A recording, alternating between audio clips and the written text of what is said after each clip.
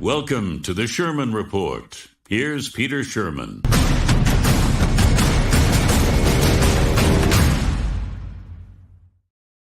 Indeed, welcome to the Sherman Report for Thursday, September the 12th. Today we're going to follow up on some stories that we covered yesterday. I'm a one-man band, so I stick to mainstream news and comment, as you know if you've been following me. So I'm happy to compliment or criticize based on what's happening anywhere. Anyway, in today's show, expect to hear from some people about two contentious issues that came up during the presidential debate a couple of days ago. One is about eating animals, and the other is about the Taliban and American relations, about the withdrawal plans. While Trump was actually still president, never got done during Trump's era, it got done during Biden's time in office. But President Trump was there, and you're saying to yourself, some of you anyway, oh, listen, now Sherman's got the disease. No, I don't. Sherman's got an open mind, and that's what I want for myself, and it's what I want for the show and its viewers. I also want to let you know that the National Post has the resources and the sources to follow up on stories that I don't, and they let one good reporter, Carson Jerema, do the homework that guys like me can't in exclusion. The Sherman Report reached out to him. He's a journalist for the National Post who went extensively into the Mélanie Joly Israel issue. I couldn't get hold of him, so I'm going to do it myself for you. The shutdown of ammunition sales to Israel, directly or indirectly. This is my country, and I'm ashamed of it today on account of that. Stay with us for that and more. It's the Sherman Report, so stick around.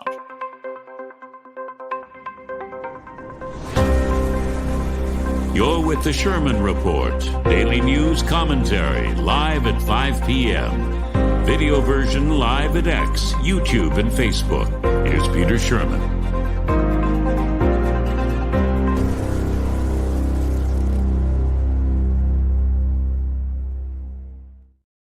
Today we're going to find out about what the widespread practice of a religion known as Voodoo actually is in Haiti. And everywhere else, I guess, that there are Haitians.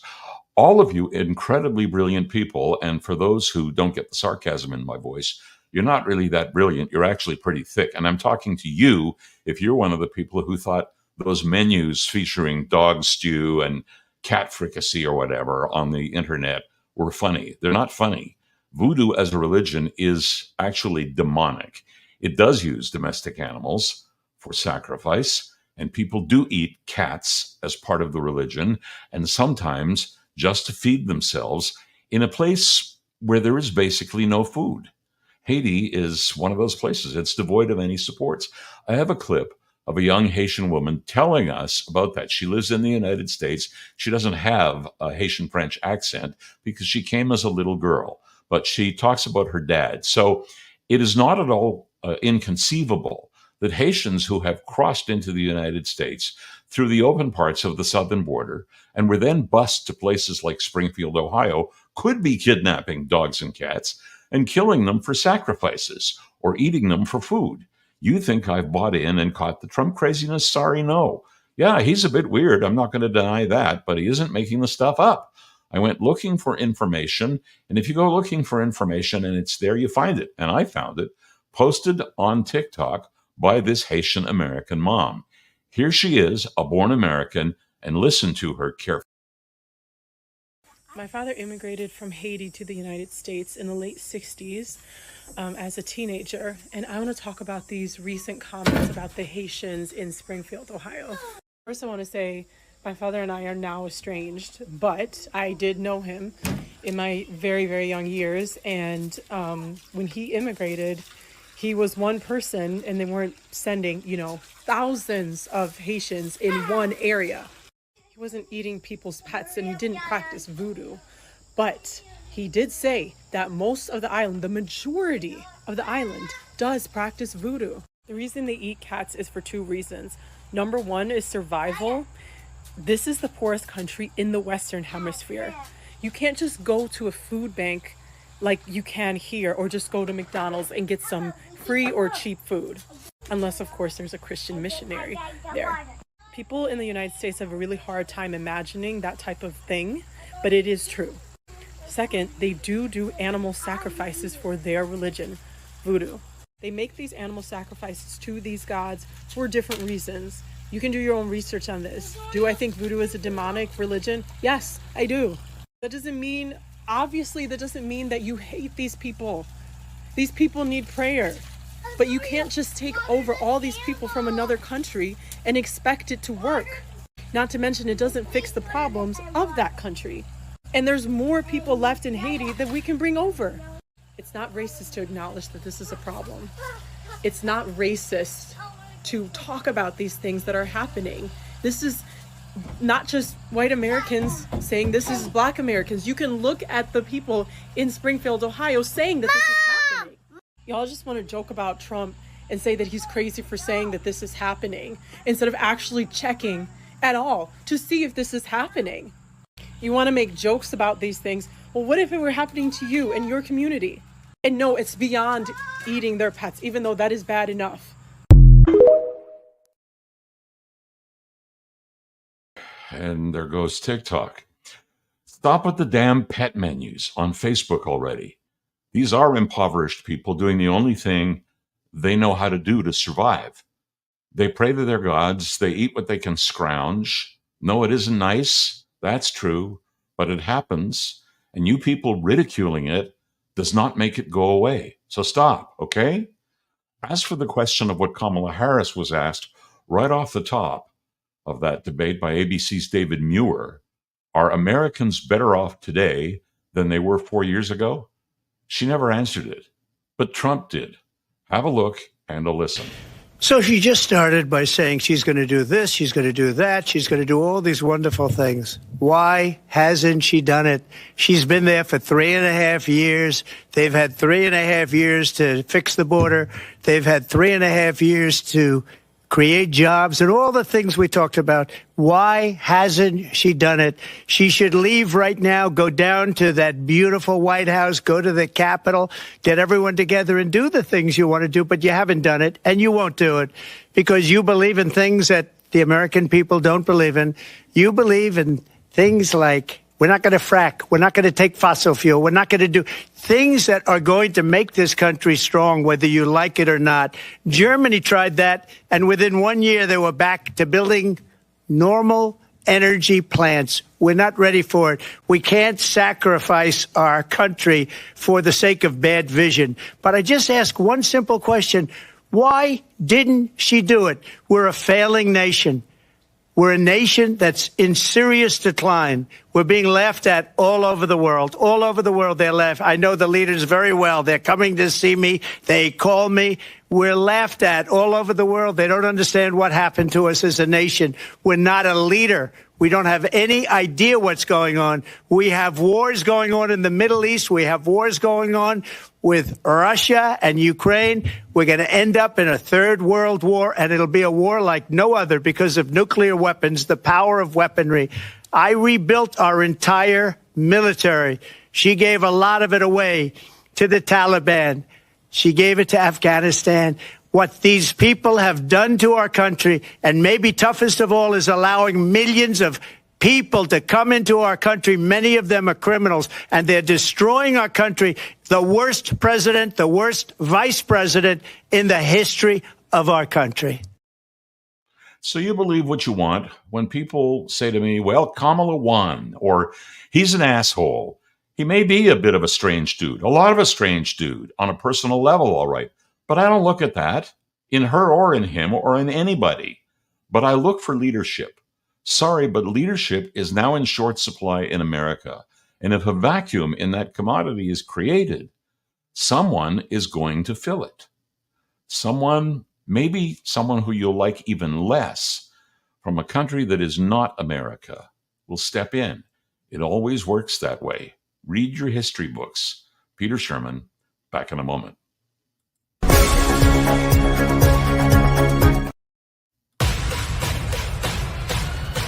You're with the Sherman Report. Daily news commentary available at Apple Podcasts, Spotify, with video posted on YouTube and Facebook. Here's Peter Sherman.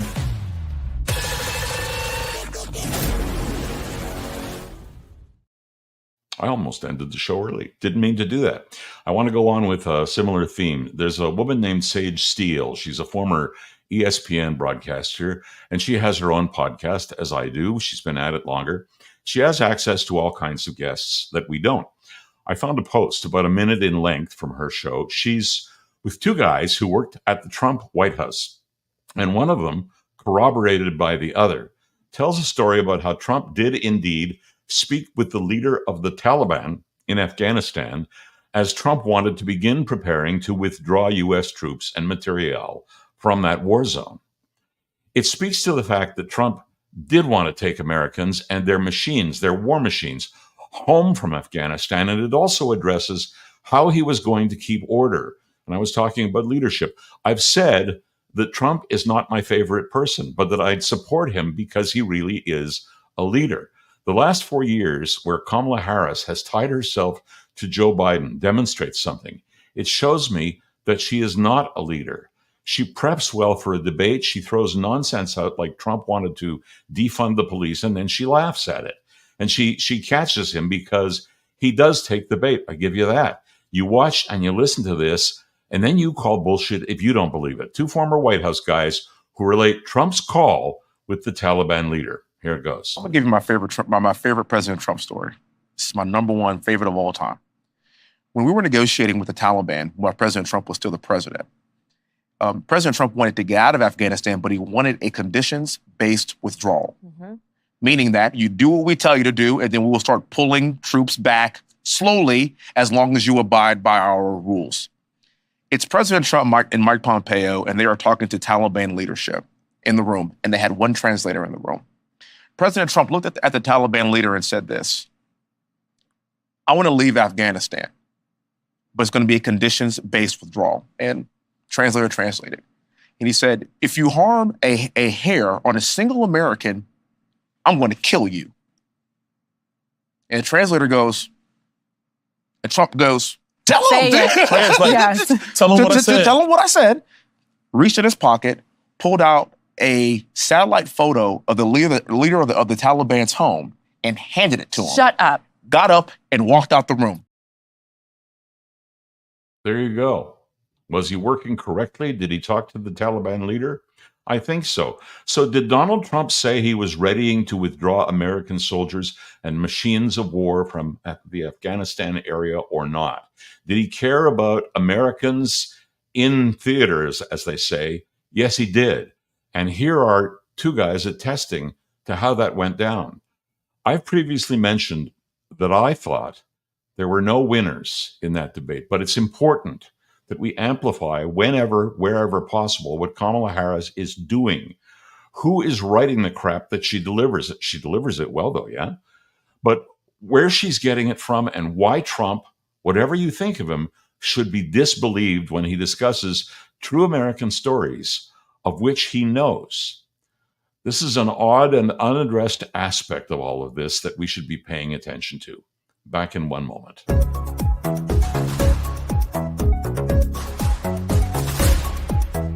Now, the Sherman Report continues.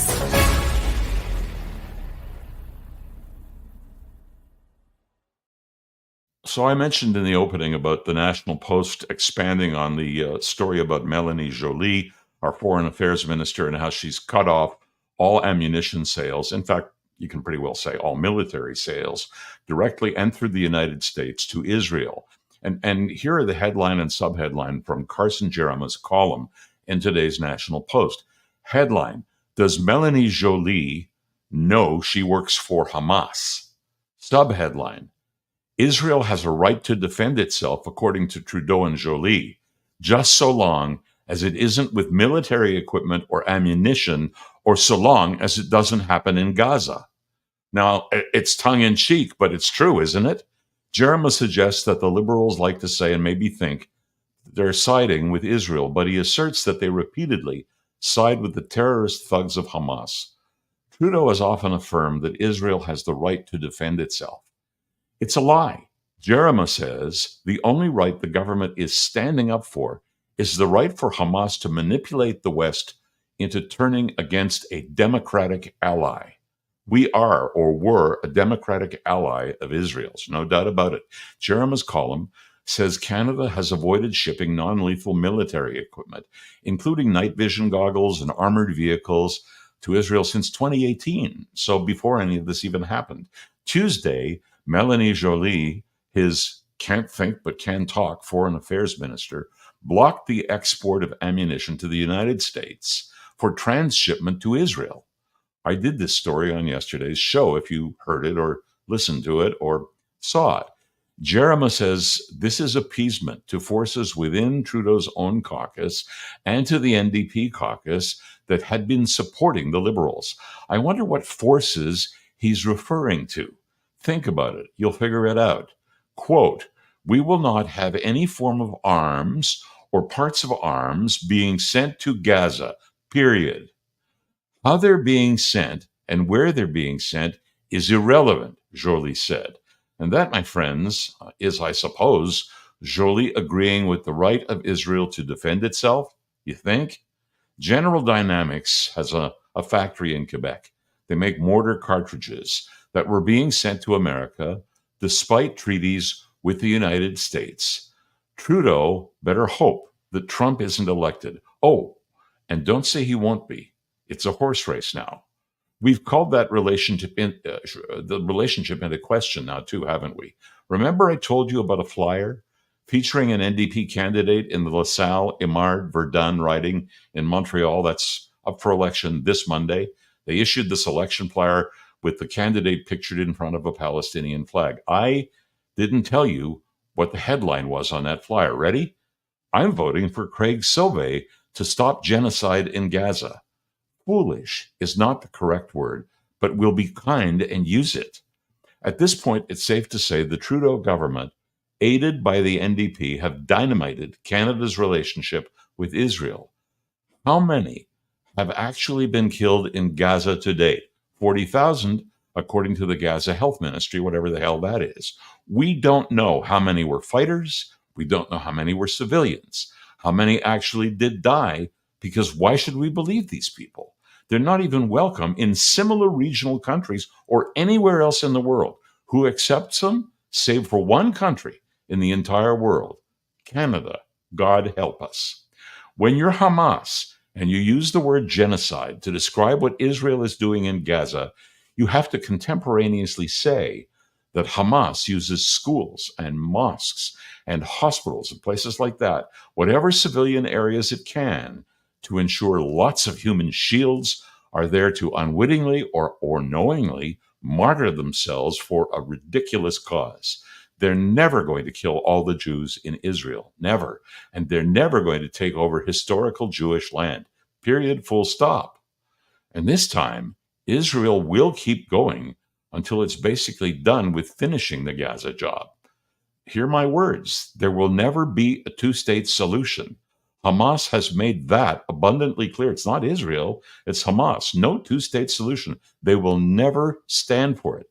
So Israel will accommodate them by leaving only one state in that region.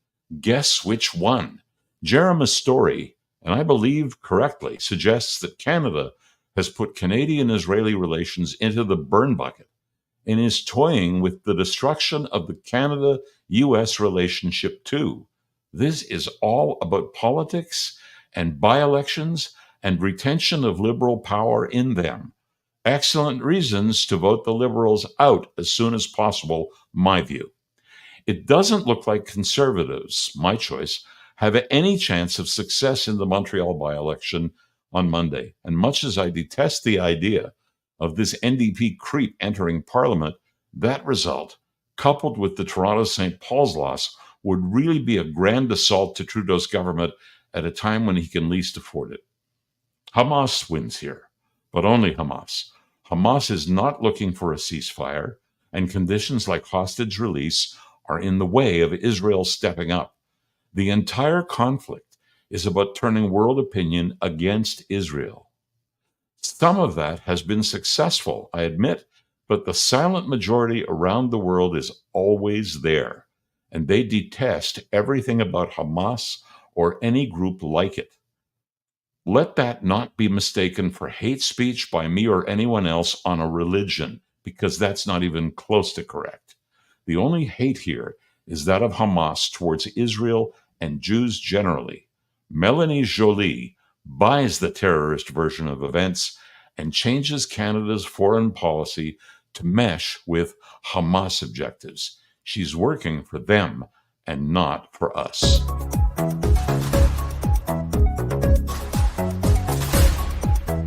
Now, the Sherman Report continues.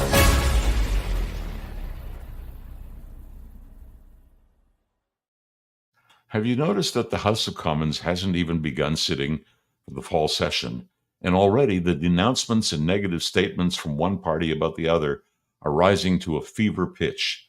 This is going to be one hell of a rock and roll session. I'm actually doing this segment because it all begins next week on Monday. You need to be aware of how that chessboard looks from here. In case you didn't know it, what you see between the leaders these days is not play acting for the cameras. Trudeau and Poilievre hate each other, on and off camera. Singh has no longer to pay fealty to Trudeau. He's torn up an agreement, so he's issued some choice criticism of his own as well. The question is whether the front mover in this election game is Pierre Poilievre. He wants an election. He wants it soonest. He wants it right now. I don't know if he's going to succeed. His strategy people may know how to engineer it. I don't, especially considering the math involves all three main opposition parties, the Conservatives, the NDP, and the Bloc Québécois, just to take Trudeau down. And those three parties have no love lost for anyone, much less for each other. Basically, they've all been posturing in front of the TV cameras, saying their particular party is all about improving the lot of Canadians. I don't know about you, but my particular lot is evidence to me that the boys and girls running things now have screwed me over. My answer to the question, has your life improved in the last 1, 2, 3, 4 years? Under Trudeau is absolutely not. Everything costs a fucking fortune. And the answer on how to fix that has eluded the current government. I don't trust the NDP to do anything for me, so I'll vote Conservative. Money and the economy are their specialty. For those who fear cuts, which Trudeau keeps saber rattling about, let me say that just as in your home, you can't have everything. The reality is you can't have everything. That means the question, what are you giving me for my vote, must be fiscal responsibility. Poilievre is driving his election now message hard. Yesterday, it was put up or shut up. It was directed at Jagmeet Singh, whom Poilievre challenged personally. Yes or no, Jagmeet Singh, he said. The Liberals will not stand a hope in Monday's by-election in Winnipeg, where the NDP have a huge hold on votes, with Conservatives a very distant second last time out. The Liberals, however, do have a major stake in Aymar, LaSalle, Verdun, which is Montreal heartland. It's similar to talking about Toronto St. Paul's, a safe riding until it stopped being one 3 months ago, throwing the Liberals on their bums as we elected a Conservative. Right now, it appears the NDP has a fighting chance in there. If anyone but a Liberal is elected in Aymar, Ville-LaSalle, Verdun, this will be the loss of a storied riding once held by Prime Minister Paul Martin. Trudeau is touting what he's accomplished. He includes dental care, child care, school food programs. He's taking credit for reining in inflation. Justin, that wasn't you. That was me, along with everyone else, paying your undeclared tax to enable programs the country cannot afford. You and Freeland are profligate spenders who have no idea how to connect the dots and determine what that means to us ordinary folk. We believe in Canadians, Trudeau said. The world believes in Canadians. You know who doesn't believe in Canadians. Pierre Poilievre, because his answer to what you do with the strongest economy in the world, strongest fiscal balance sheet in the world right now, is you cut programs that Canadians need. End of quote. That's what Trudeau says. Well, we talked earlier about the American brand of bullshit. That's the Canadian equivalent. I worked hard at great jobs all my life that I earned all my life. My family background was poor, not impoverished, but poor. My dad could not send me to university, so I sent me to university. I harbor no resentment for that against anyone, but I do terribly resent Trudeau taking on as much as he does, and very especially through inflation of his own creation. You want dental care or school lunches? We won't even impose new taxes. Peter will pay for them. Peter will pay for those, and all of the other Peters will pay too. They'll buy it for you by paying more for their food and their gas and everything else, because I'll inflate prices by inflating the money supply. And Peter will buy you a school lunch that somehow you didn't need until 2024.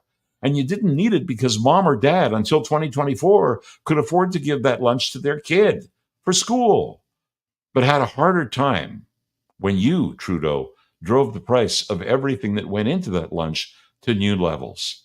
You believe in Canadians as long as you can suck them dry. The way elections work in this country is fall or spring. You want turnout, and it drops in winter for understandable reasons that have to do with the weather. So either there's a path to where I fail to see that there is one for this fall or the coming spring. And if not, well, we're waiting for the mandatory election, and that date is in October 2025. That's today's show. I'll see you tomorrow, and you have a good night.